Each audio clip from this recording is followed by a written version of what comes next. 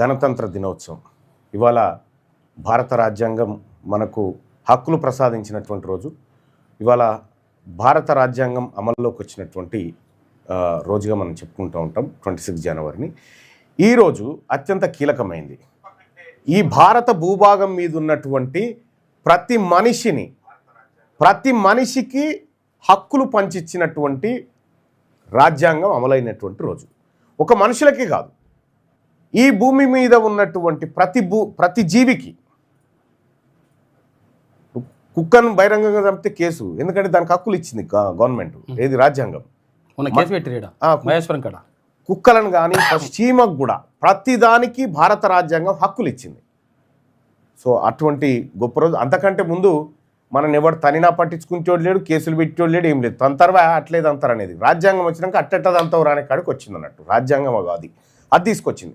అయితే భారత రాజ్యాంగం అమల్లోకి వచ్చింది. కానీ రాజ్యాంగం అమల్లోకి వచ్చిన తర్వాత కూడా ఇవాళ ఈ దేశం పరిస్థితి ఎక్కడి నుంచి ఎక్కడికి పోయింది? ఈ దేశంలో సంపద లేదా?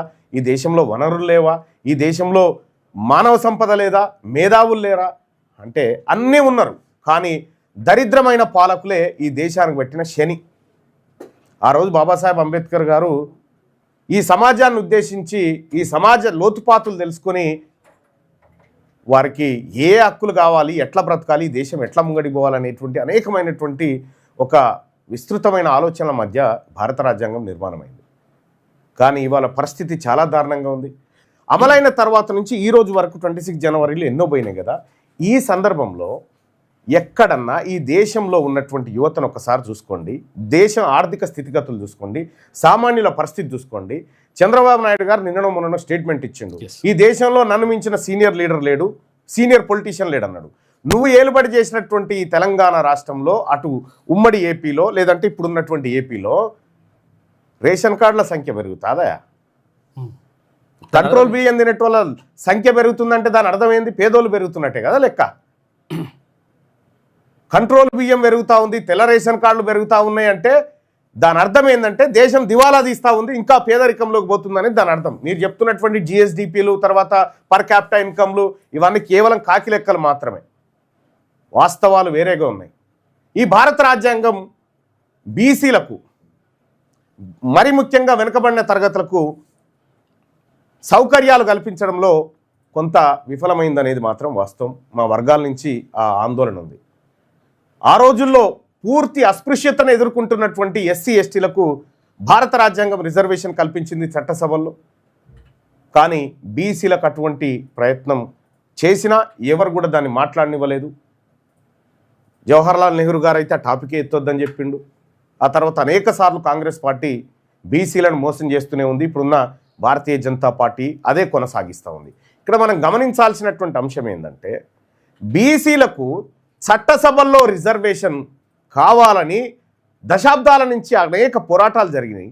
మండల్ కమిషన్ రిపోర్ట్ని ఇంప్లిమెంట్ చేయాలని మన కాన్శీరామ్ గారు 48 రోజులు దీక్ష చేపట్టిండు పార్లమెంటు ముంగడ కూర్చొని. అయినా కూడా ఈ దేశం చలించలే. ఈ దేశంలో అత్యంత వెనకబడిన వర్గాలుగా బీసీలు మిగిలిపోయినారు. అందుకోసమే బీసీలకు కూడా చట్టపరమైనటువంటి చట్టసభల్లో ఖచ్చితంగా రిజర్వేషన్ రావాలి. ఈ రేవంత్ రెడ్డో, జానారెడ్డో, ఈ ఉమ్మా జకా వీళ్ళు ఇద్దరు చేతరు, అదంతా ఒట్టి మాట వీళ్ళతో కాదు. వీళ్ళు ఎంతసేపు ఉన్నా బీసీల మీద బండెత్తేస్తాను తప్ప దేనికి పనికిరాడు. కానీ ఇదే భారత రాజ్యాంగం బీసీలకు ఏమిచ్చింది, రెడ్లకు వెలమలకు ఏమిచ్చింది ఒకసారి చూడాలి మనం. 27% రిజర్వేషన్ ఓబీసీలకు, 27% రిజర్వేషన్. అది ఉద్యోగాలలో మళ్ళీ విద్యా సంస్థలలో కూడా మొన్న వచ్చింది, 2006 ఏమొచ్చింది. కానీ అంతకుముందుకు లేదు. బీసీలకు రిజర్వేషన్ ఇస్తా అంటే కోర్టు గుండెలు బాదుకుంటుంది, ఈ అగ్రవర్ణ నాయకులు గుండెలు బాదుకుంటారు. అట్లెట్లు ఇస్తారు, ఆగమైపోతుంది, టాలెంట్ మిస్ అవుతుంది, ఇవన్నీ చెప్తా ఉంటారు. కానీ అగ్రవర్ణాలకు రిజర్వేషన్ ఇచ్చే కాడ ఎంత దారుణమైన రిజర్వేషన్ అమలవుతా ఉందో ఒకసారి మనం ఈ లెక్క చూసుకున్న తర్వాత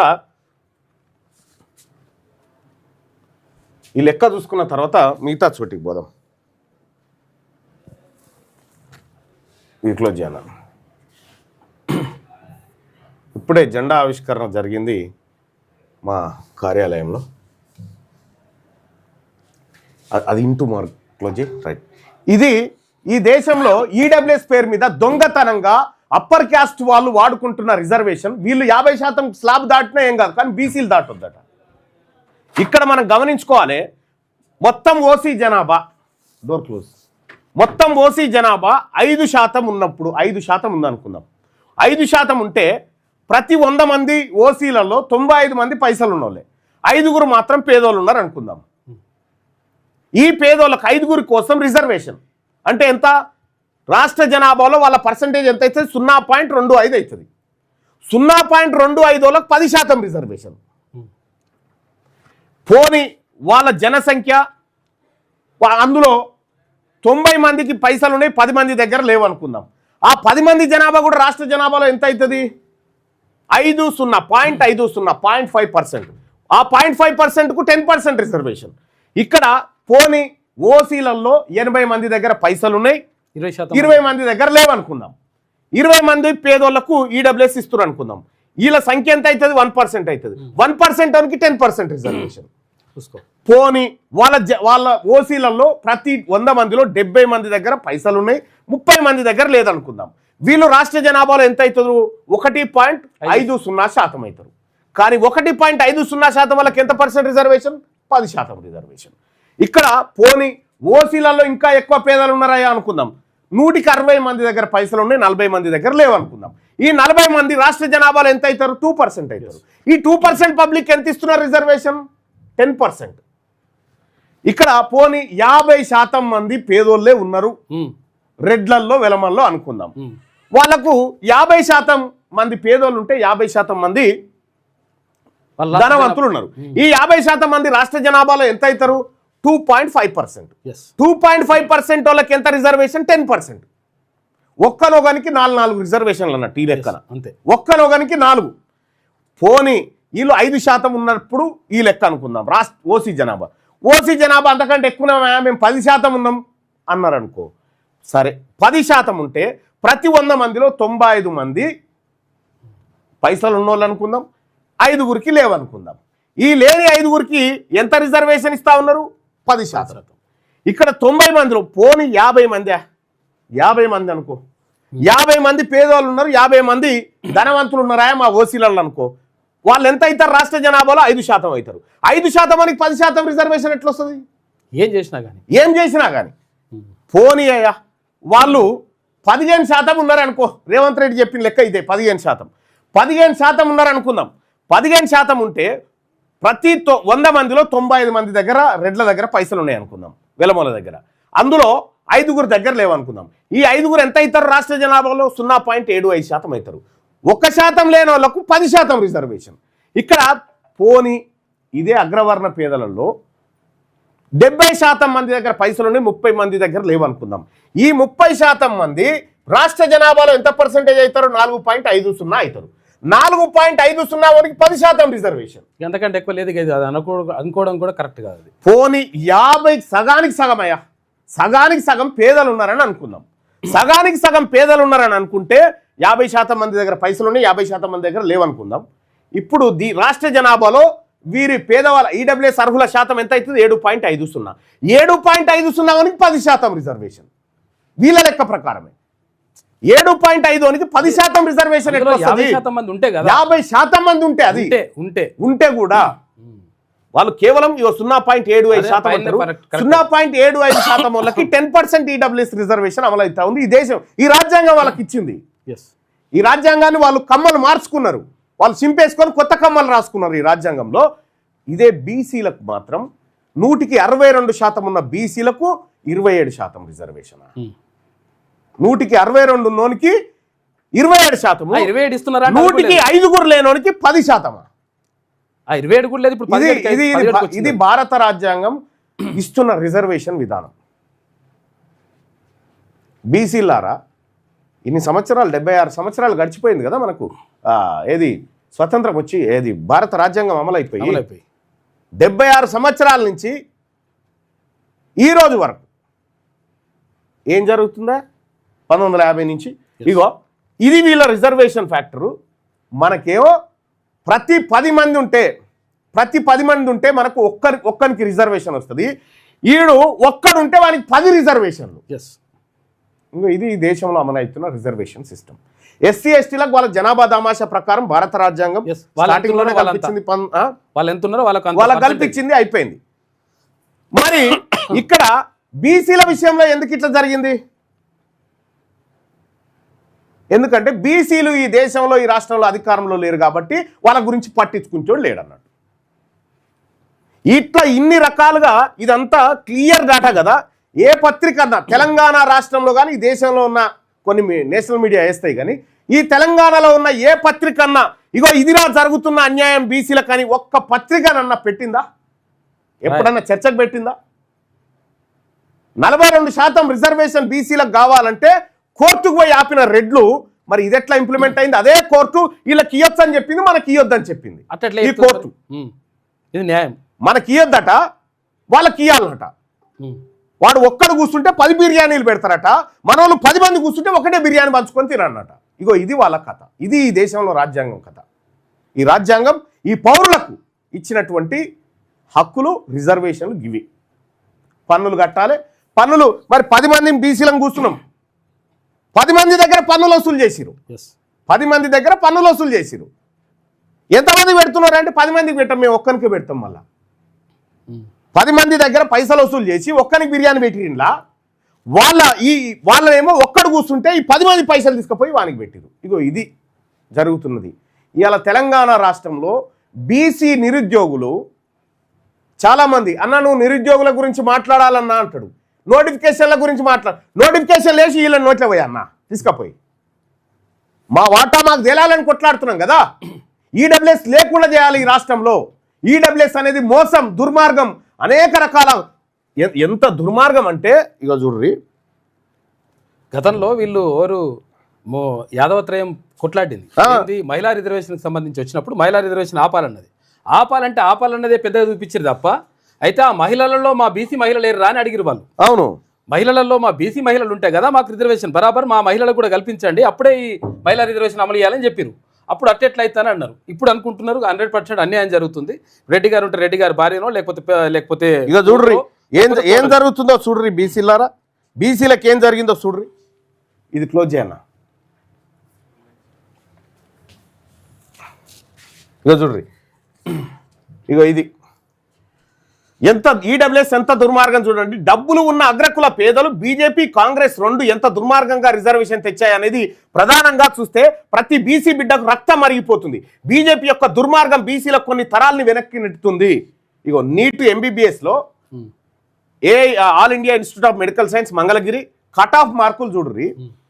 ఓబీసీలకేమో 1733 ర్యాంకు తర్వాత వస్తే ఇక సీట్ రాలే.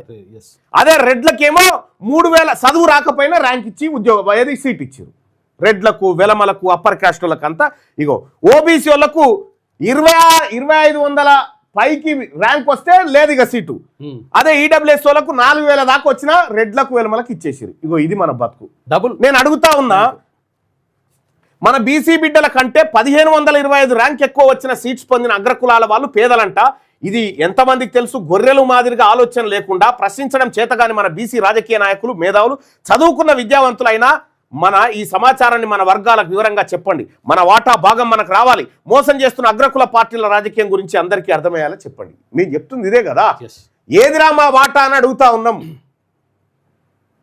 ఇప్పుడు నేను అడుగుతా ఉన్న నిరుద్యోగ సోదరులను నోటిఫికేషన్ వేసి ఈడబ్ల్యూఎస్ భర్తీ చేయమంటారా? దేనికోసం చేయమంటారు?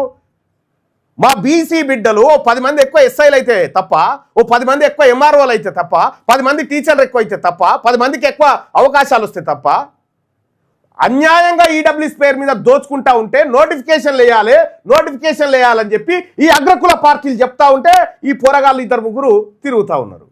నోటిఫికేషన్లు వేయాలి. ఎప్పుడు వేయాలి? ఈడబ్ల్యూఎస్ను తీసేసేయాలి. మొన్న చూడలే గ్రూప్ 2లో, గ్రూప్ 1లో ఏం జరిగిందో?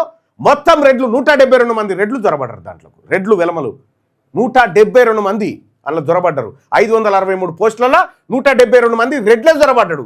విషయం ఏంటంటే ఒక విద్యార్థికి సార్ చదువు చెప్పిండు, వాడంతా లావర్సిగా తిరిగి పెద్ద పట్టించుకోలే. ఆ తిరిగిన రెడ్డి అని పోరానికి వచ్చింది, చదువు చెప్పిన సార్కు రాలే గ్రూప్ 1 ఉద్యోగం. చాలా మంది జరిగింది ఇది. వానికి చదువు రాదు, వానికి గ్రూప్ 1 వచ్చింది, వానికి చదువు నేర్చుకోరా అని మొత్తం పుస్తకాలన్నీ పఠనం చేసిన సార్కు రాలే గ్రూప్ 1. నేను చెప్తా ఉన్నా నిరుద్యోగ సోదరులారా, ఇక్కడ ఏవైతే ప్రేరేపిత ఉద్యమాలు జరుగుతాయో వాస్తవాన్ని గ్రహించండి. ఇక్కడ ఈడబ్ల్యూఎస్ను ఖతం చేయకపోతే ఎన్ని నోటిఫికేషన్లు వేసినా నీకు ఏమొస్తుంది? ఫస్ట్ ఈడబ్ల్యూఎస్ను అంతం చేయాల్సిందే, లేదా మా వాట మాకిరి, మా పాలు మాకిచ్చేరి. మీరు చెప్పిన దానికి మా లెక్కలు కులగణలో లెక్కలు జరిగి 56 ఇచ్చేరు మాకు, మా 56 మాకు ఇచ్చేరి. మీరు ఇయ్యారని మాకు తెలుసు, అందుకోసమే తీసుకోవడానికి వచ్చినాం. ఇంత అన్యాయం బీసీలకు జరుగుతూ ఉంటే ఇన్ని రకాల, మొన్ననే కదా లెక్కలు చెప్పింది, 11,500 కోట్ల రూపాయలు బడ్జెట్ పెట్టి 2,400 కోట్ల రూపాయలు ఖర్చు పెట్టని దుర్మార్గపు దొంగ అగ్రకుల ప్రభుత్వం ఇదని చెప్పిన కదా, అసెంబ్లీలోనే శాసన మండలిలోనే మాట్లాడి చెప్పిన కదా. ఆర్థిక దోపిడీ, విద్యా దోపిడీ, ఉద్యోగ దోపిడీ, రిజర్వేషన్ల దోపిడీ, సామాజిక దోపిడీ, ఇవన్నీ మా చుట్టూ పెట్టి అగ్రకులాలకు ఇస్తేనేమో వాళ్ళకి ఇవ్వాలన్నట. వాళ్ళకి ఈడబ్ల్యూఎస్ రిజర్వేషన్ ఇవ్వచ్చు అని సుప్రీంకోర్టు చెప్తుంది. ఈడబ్ల్యూఎస్ వాళ్ళకి రిజర్వేషన్ ఇవ్వచ్చు అండి వాళ్ళకట. ఈ ఈడబ్ల్యూఎస్ అంటే ఏందట అంటే పేదోళ్ళట. బీసీలలో పేదోళ్ళు లేరా? తిండి గతిలో ఎస్సీలలో లేరా? ఎస్టీలలో లేరా? వాళ్ళకి మల్లర్లో లేదట. ఈడబ్ల్యూఎస్ కోట ఓన్లీ రెడ్లకు వెలమలకు వీళ్ళకి మాత్రమే. వీళ్ళకి బీసీలు ఎస్సీలు ఎస్టీలు రావద్దట. మళ్ళా ఓపెన్ కేటగిరీలో ఉన్న 50% నుంచి 10% కట్ చేసి వాళ్ళకి ఇచ్చిరు. అంటే బీసీలకు ఓపెన్ కేటగిరీలో కొట్టుకునేటువంటి అవకాశాలు తగ్గించి వాళ్ళకు దోషిపెట్టింది ఈ ఈడబ్ల్యూఎస్ అనేది చాలా ప్రమాదకరం. ఈ ఈడబ్ల్యూఎస్ను ఖతం చేస్తుంది తెలంగాణ రాజ్యాధికార పార్టీ. అర్హులైన పేదలు ఎవరన్నా ఒకటి అరా ఉంటే వాళ్ళ కోసం ఆలోచిస్తాం, కానీ ఈడబ్ల్యూఎస్ ఎట్టి పరిస్థితుల్లో మా బీసీ నిరుద్యోగులకు కానీ బీసీ ప్రజలకు కానీ ఎట్టి పరిస్థితుల్లో న్యాయం చేయదు.